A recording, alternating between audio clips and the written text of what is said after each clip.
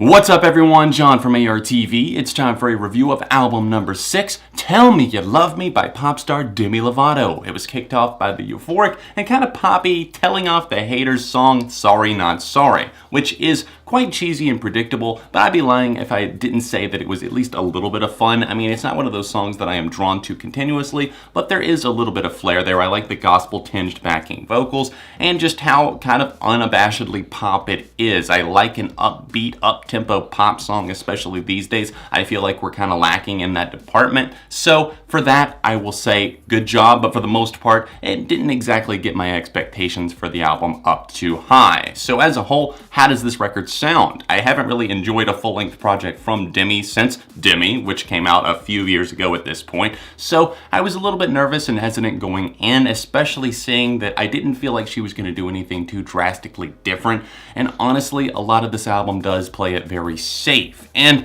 I will say this, right out of the gate, I am not denying her vocal talent whatsoever. And that's one thing where I think she is very, very capable through and through. It's just that this album, Tell Me You Love Me, suffers so much from a lack of inconsistently good writing. It's just so spotty. The beats are kind of disparaging and don't feel triumphant or really just like they push across any kind of solid idea through and through. They're often quite hit and miss, and that's really how I can describe this album as a whole. Before we get into my criticisms of this album, let's talk about a few things that actually went right for Lovato here and things that I admire about her. As always, I think that she is a very, very talented vocalist. I think she's one of the best in mainstream pop and that she goes underrated and unnoticed by some, and even some of the songs that I don't like here, like You Don't Do It For Me Anymore. I love the hook of that one because she's belting it out. It's just that even if she had a little bit of the songwriting and just maybe a little bit of variety to actually back it up in the production and the lyrics, I would enjoy it more because I don't think that just good vocals are enough to hook you for an entire song or an entire album. But I will admit, obviously, she is charming in that department, and there's a few songs that really do work on this album. I really, towards the end of this thing, enjoy songs like Concentrate, where she actually pushes kind of the sexuality, and I like that there's kind of tension in that song, and you can actually feel it. I'm buying it more so here than I am on a lot of these songs where she talks about love, because she on and off talks about how, oh, I'm not the type of girl that waits by the phone, but the majority of this record, I get the impression that she's like laying in bed in her PJs waiting for a guy to call her as she thinks about all these games or all of these other issues that are going on in a relationship and what's bringing her down. And I just feel like it's a reflective statement where she doesn't really get anywhere, but moments like Concentrate kind of break it out and make things a little bit more interesting as a whole. That one definitely has some more soulful influences, as well as tracks like Games. I like to see them mixing it up in other departments as well. It actually stands out,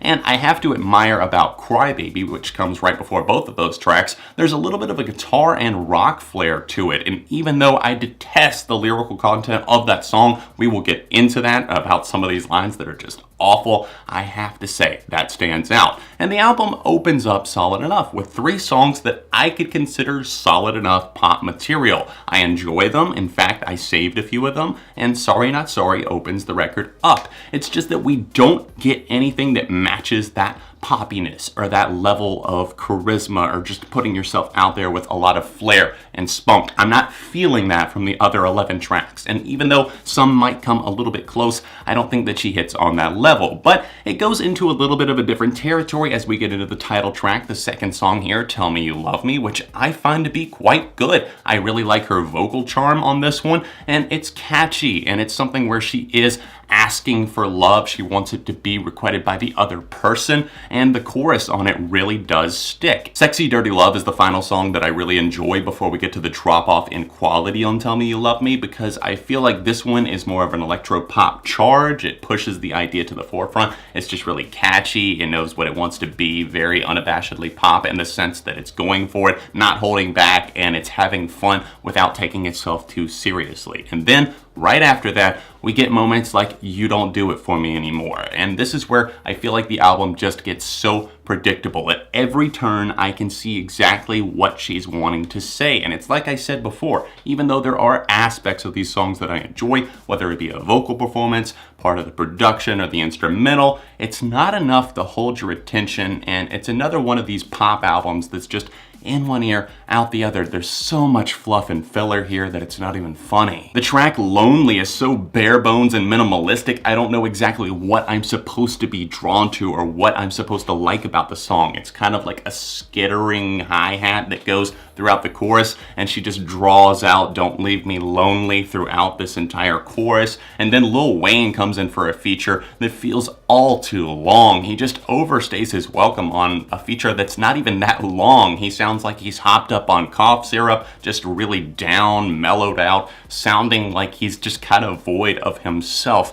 And I feel like he's been doing that on some of his features as of late. I don't know if he's trying to go with the times or what it is, but he's just more auto-toned even than usual, and he comes across very boring as he talks about not being able to see the forest from the trees. Well, I'm not being able to tell him from the forest from the trees in the sense that he sounds like a lot of other rappers, and he doesn't bring any real charm or personality to the track. Most of us know that Demi dealt with a lot of abandonment issues thanks to her father leaving whenever she was a child. A lot of depression and other things have factored into her life, but a song like Daddy Issues it doesn't talk about it or tackle it in a good way whatsoever, because she's talking about this guy that I guess she's into and about how, oh, you got one thing going for you, I'm drawn to you because you're so good at leaving. And I'm just wondering at this point, after like Demi, The Neighborhood, is anybody capable of making a song called Daddy Issues that just doesn't flat out suck? Games and Only Forever actually step up the quality a bit, and these are kind of spliced in there around other songs that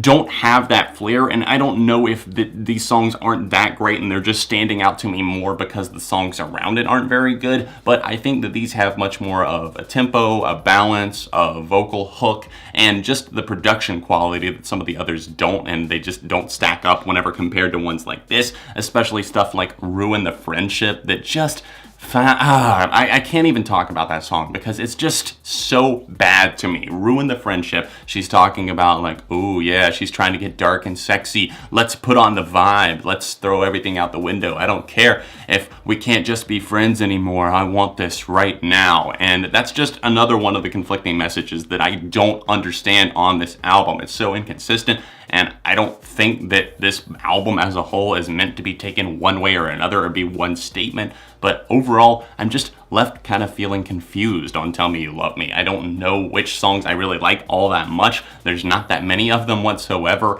and I think that she is capable of much, much more. She's proved that in the past. For me personally, I'm going to have to give this a 2.5 out of 5 and say that it's going to be a pretty low replay factor. I just wish that she had tried a few other things because there are moments of life, like the closing track on the standard edition, Hitchhiker. Don't forget to drop a like on this video while you're here. Keep in mind, it's all just my opinion, so let me know about yours. If you would like to see another Demi Lovato review, you can tap right here, or another recent pop review right over here. All of my social media is in the description down below, and if you're able to, please support me on Patreon at that annotation in the corner, and I'll see you very soon right here on ARTV.